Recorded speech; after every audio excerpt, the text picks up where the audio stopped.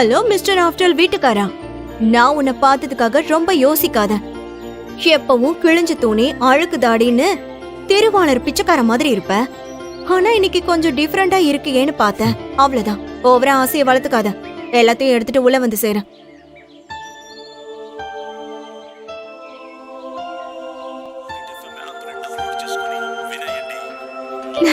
Hey princess. Hi. How are you? ஆளைய பார்க்க முடியல. எங்க போன நீ? உன்னை பார்க்கிறதுக்கு அப்பாயின்மெண்ட் கிடைக்கிறதே பெரிய விஷயமா இருக்கு. ஐயோ, அவ்வளவு சீனெல்லாம் இல்ல. வீட்ல கொஞ்சம் வேலை அதிகம், அவ்வளவுதான். ஓ, okay okay. By the way, I have something for you. Surprise! Wow. See what I got for you. Sabyasachi lehenga. Deepika Padukone அவ கல்யாணத்துக்கு கட்டின அதே பிராண்ட். உனக்காக ஸ்பெஷலா வாங்கிட்டு வந்தேன். இத நீ உன் கல்யாணத்துக்கு போட்டா சும்மா தெரிக்கும். வாவ், இது எனக்காக வாங்கிட்டு வந்தியா? This is so lovely. Thank you so much for the gift. இதுக்கெல்லாம் எதுக்கு தேங்க்ஸ் சொல்ற சந்தனா? உனக்காக நான் என்ன வேணா வாங்கி தருவேன். என் ஃப்ரெண்ட் மூலமா ஸ்பெஷலா ஆர்டர் பண்ணி வாங்கினேன். ஜஸ்ட் இது 20 lakhs தான் ஆச்சு. Oh my god, 20 லட்சமா? Thank you so much Ashok. இத மட்டும் கல்யாணத்துல போட்டேனா எல்லாரும் என்ன பத்தி தான் பேசுவாங்க. சந்தனா சபியசாச்சி லெஹங்கால அப்படியே செலிபிரிட்டி மாதிரி இருக்கான்னு. கரெக்டா சொன்ன. நீ ஒன்னும் எந்த செலிபிரிட்டிக்கும் குறைஞ்சவ இல்லையே.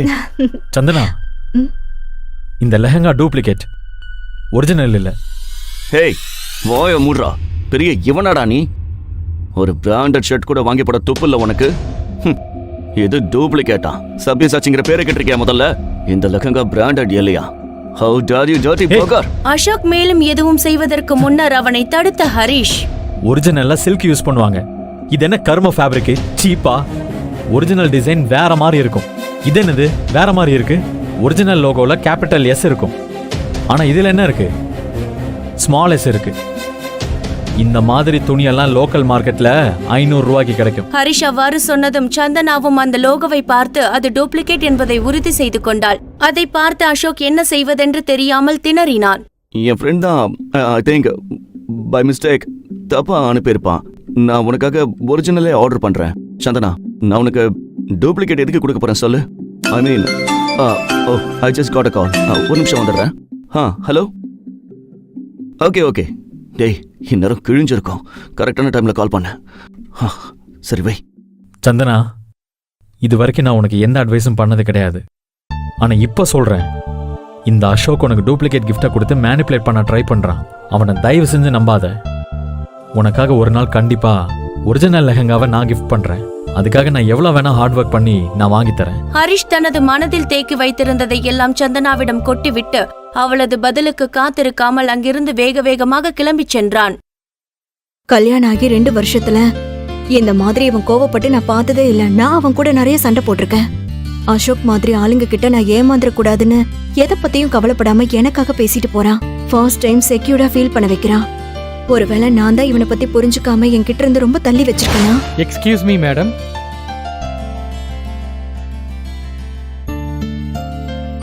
என்ன இது முட்டாள்தனமான திங்கிங்?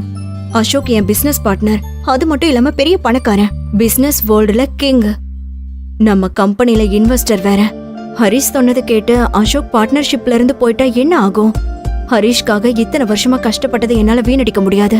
இந்த கம்பெனிக்கு ஹரிஷை விட அசோக் தான் முக்கியம். Thank you madam. ஹரிஷ், உனக்கு என்ன பைத்தியமா? என்ன நினைச்சிட்டு இருக்க? எனக்கு அட்வைஸ் பண்ற அளவுக்கு பெரிய ஆள் ஆயிட்டியா? அவ்வளோ தைரியம் வந்துருச்சா? ஏதோ ஒரு நாள் கொஞ்சம் இடம் கொடுத்து ஆபீஸ்க்கு கூட்டிட்டு வந்தா இவ்ளோ ப்ராப்ளம் கிரியேட் பண்ணிருக்க. உன்னை ஆபீஸ்க்கு கூட்டிட்டு வந்து பெரிய தப்பு பண்ணிட்ட. சந்தனாவின் பேச்சிற்கு எந்த பதிலும் பேசாமல் அமைதியாக இருந்தான் ஹரிஷ். அப்போது காஃபி மகுடன் கோபமாக நின்று கொண்டிருந்த அசோக், டேய் பிச்சைக்காரா, இங்க வாடா. ஏண்டா பெரிய இவனடா நீ? இங்க பாருடா, சொல்றத நல்லா கேட்டுக்கடா. நான் இருக்கிறப்பவே என் கிஃப்ட பத்தி பேசுற அளவுக்கு உனக்கு தைரியமா? உன் மூஞ்சிய பார்த்தா அந்த டூப்ளிகேட்டை கூட வாங்க வக்கில்லாதவன் மாதிரி இருக்க. நீ என்ன சொல்றியா? டேய், உன் லெவல் என்னன்னு தெரிஞ்சுக்கிட்டு பேச. பிச்சைக்கார நாய், நீ என்ன எதிர்த்து பேசுறியா? இங்கிருந்து வெளியே போடா. என்று கூறி அசோக் அனைவரின் முன்னிலையிலும் தன்னை அசிங்கப்படுத்தியதை ஹரிஷுக்கு மிகுந்த கோபத்தை வரவழைத்தது.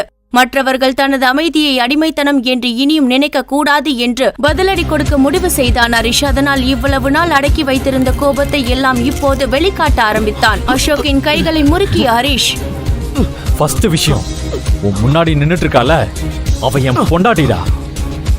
அவகிட்ட இருந்து நீ எவ்வளவு தள்ளி இருக்கியோ அவ்வளவு நல்லது உனக்கு. ரெண்டாவது, என் பொண்டாட்டிக்கு நீ எல்லாம் gift வாங்கி தர வேண்டிய அவசியம் இல்லை.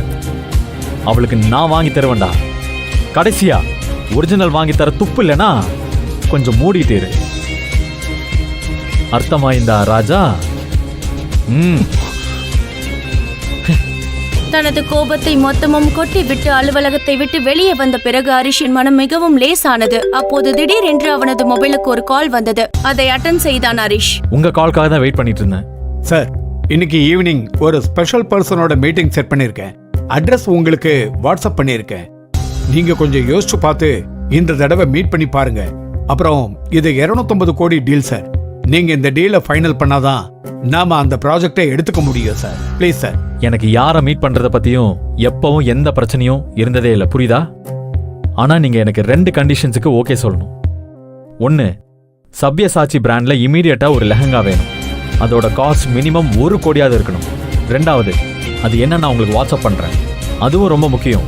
இந்த 2 விஷயத்தையும் அர்ஜென்ட்டா செஞ்சு முடிச்சிருங்க. ஓகே?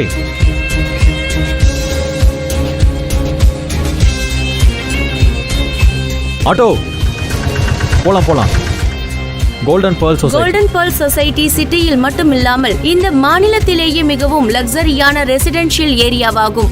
ஆனால் ஹரிஷ் யாரை பார்க்க செல்கிறோம், எந்த மாதிரி இடத்துக்கு என்ற எந்த தகவலும் இன்றி வாட்ஸ்அப்பில் வந்த அந்த முகவரிக்கு லோக்கல் ஆட்டோவில் ஏறி சென்றான். அந்த ஏரியாவில் அந்த சிட்டியில் இருக்கும் பணக்காரர்கள் மட்டுமின்றி அண்டை மாநிலங்களில் உள்ள பணக்காரர்களின் வீடுகளும் உள்ளன. பெரிய பெரிய கோடீஸ்வரர்கள் அங்கு வந்து செல்வார்கள். அதனால் அங்கு ஒரு சாதாரண ஆட்டோவில் இருந்து இறங்கி அவனை கசங்கிய சட்டையுடனும் செருப்புடனும் உள்ளே செல்ல முயன்ற ஹரிஷை பார்த்த செக்யூரிட்டிகள் அவனை தடுத்தனர். தம்பி, நீ பாட்டுக்கு எங்க உள்ள போற?